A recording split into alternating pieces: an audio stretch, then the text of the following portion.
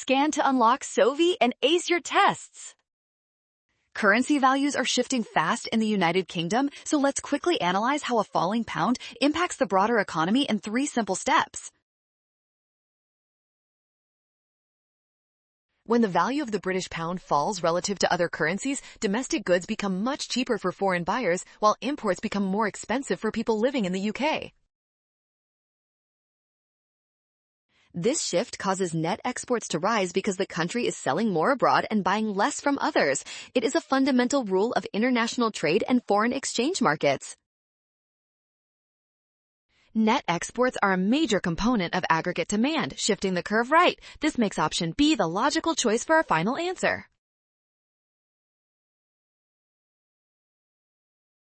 Well done! Scan the code to learn with Sovi. Avoid rushing and watch signs. Trust given data and check steps for option B.